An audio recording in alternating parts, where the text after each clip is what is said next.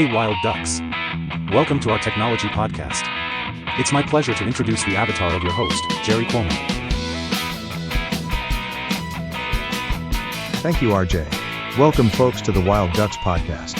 Our series brings a personal and behind-the-scenes touch to trending technology topics, including AI, cybersecurity, and web technologies. Inspired by Thomas J. Watson Jr.'s Wild Ducks analogy, which describes innovators who challenge conventional thinking, the podcast features conversations with real subject matter experts and creatively fabricated guests using technology, all wild ducks in their own right. Today we continue a conversation between Jerry and his guest Irving Wladawsky-Berger. Irving is a bona fide wild duck and a legend of the IT industry, leading early internet projects at IBM and now a research affiliate at MIT. Last episode, Irving and Jerry discussed the differences and similarities between AI and the internet. Recapping the highlights, Irving contrasts the internet's realistic goals with AI's initially overstated ambitions. However, he did refer to both as historically transformative technologies. Let's now rejoin Jerry and Irving. All right, we're back with Irving, and here we are, part two.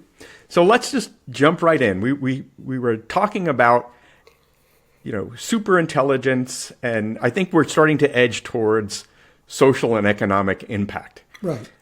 Let's remember that every single technology, let me say every single historically transformative technology, has had negative attributes with it.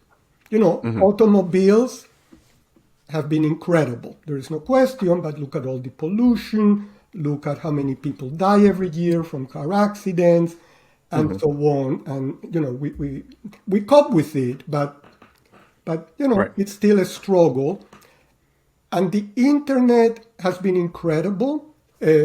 Imagine having to go through what we went through with the COVID pandemic. Wow. Had it not been for the internet. It's hard to imagine that. Or let me come down to earth a little more. You and I, me in particular, but I bet that's true of you too, lived in a world where you got to an airport and you were supposed to take a car home and you had to go find a dial tone and call an 800 number to let them know you were there. And that wasn't that long ago. And today, that feels as if I'm telling you about, remember when to go from here to New York, I had to use a horse-drawn wagon or something like that. And young people grew up with the technology, but let's also not forget that with social network, people have identified quite a few problems with the internet that we're still wrestling with. Sure, privacy, all kinds of things. Yeah, and people haven't, and too much attention, it's being misused. In the 90s, when I was general manager of IBM's Internet division, I had to spend quite a bit of time in Washington because, they were trying to think of regulations. And one of the questions was, okay, so people will advertise on the internet. Is it okay to advertise to children? The answer came out, absolutely not. You guys do that, and we'll regulate the hell out of you. And there were other things like that. So there were guidelines, and I think you had to be very careful with healthcare kinds of activities. Right. So there was quite a bit of thinking about what regulation was needed and was not. Now, right now, there are a lot of questions like that around AI. What regulation do we need? Right. And let me tell you, in the first interview you and I did, we talked about when people talk about AGI and superintelligence AI and something like that as an existential threat. In my opinion, the real existential threat right now, not in 20 or 30 years, which I don't know, is cybersecurity, cyber attacks, and those keep increasing.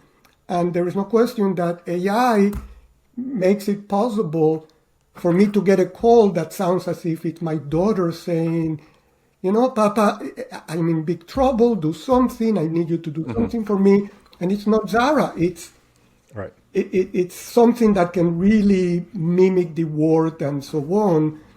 And in fact, I really think if there is something that we need huge advances in, is all the cybersecurity, but I'm including under cybersecurity all the bad people that are both nations and individuals that are trying to take advantage of nations and individuals. That's right. And AI is a very powerful tool to help them do that, and it's going to take us a while to figure out what to do about it.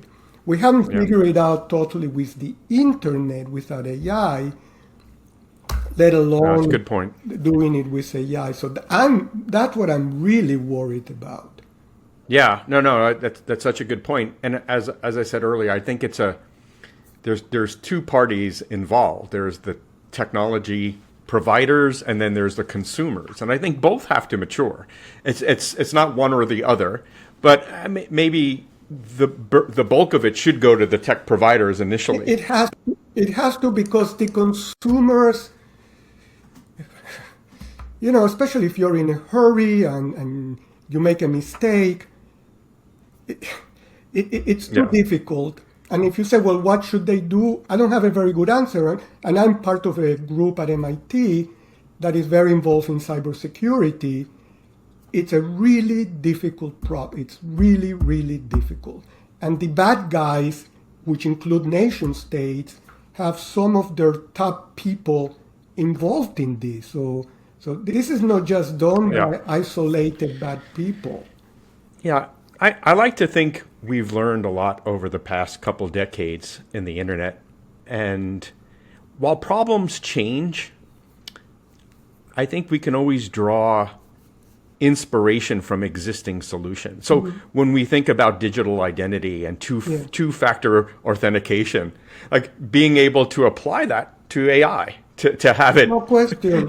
Two-factor on the AI. And I think on the other side, on the people responsibility, the consumer responsibility, you can choose not to sign up for two-factor authentication, but wise people are, and word is getting out. So things that were very hard to find solutions for on the internet are now have some really interesting solutions. Let me tell you, one of the conclusions of this cybersecurity group that I'm part of, that is led by Stuart Matnick, who I've known for a long time, is that most of the cybersecurity issues are not technology. They are people-oriented, where people, either as consumers or even in a sophisticated workplace, make mistakes.